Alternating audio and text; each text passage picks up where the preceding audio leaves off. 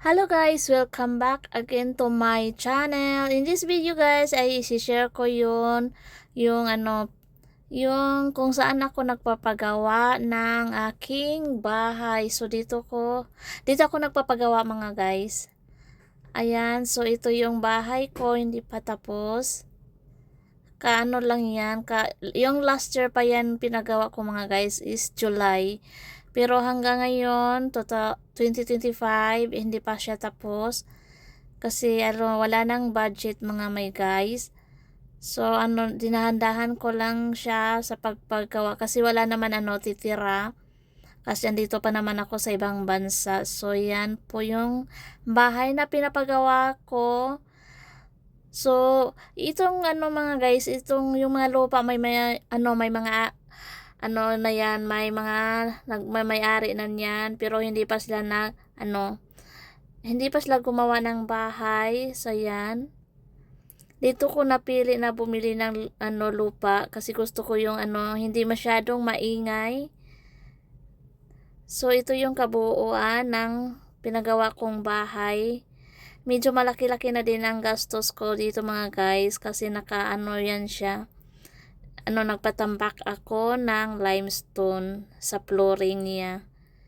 Kasi siya ng tubig mga guys, pag umuulan, maraming nakatambak na tubig dito kasi nasa ako sa mababa. So ito yung sa gilid niya, yan. Malaki pa ang magastos ko dito mga guys. Kaya hindi dahan-dahan ko lang siya kasi wala pa naman tumira. Hindi pa naman ako makauwi kasi wala pang ipon. May ipon na pero hindi pa pwede. So ayan. So tingnan natin sa loob. Tour ko kayo sa hindi ko pa tapos na bahay. So ayan. Siya mga may guys kasi nga sinadya talaga yan kasi nga ng tubig pag umuulan. So ito siya mga may guys, maliit lang siya. Ang sukat nito is 19 by 22. Dalawang lang siya, dalawang room at saka ito living room, parang na din kusina. Kasi lang naman titira kami lang naman dalawa ng anak ko. So hindi no need na malaki na bahay. Mahirap din maglinis pag may malaki yung bahay. So ito lang yung bahay namin na hindi pa tapos. Ito yung kwarto, guys. Maliit lang ang sukat ng yung mga kwarto, ang liit lang.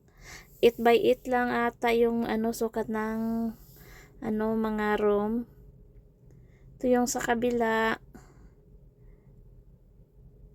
May toilet na to mga guys doon sa gilid. Yung una ko pinakita sa gilid, may toilet doon pero wala pa siyang may bowl na pero hindi pa siya sarado.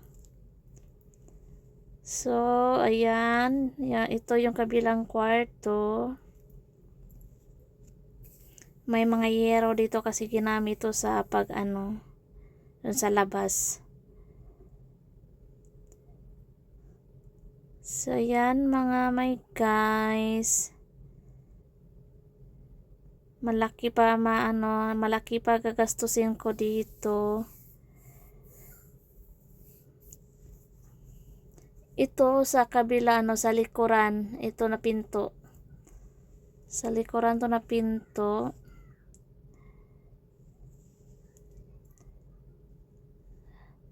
So ayan lang siya.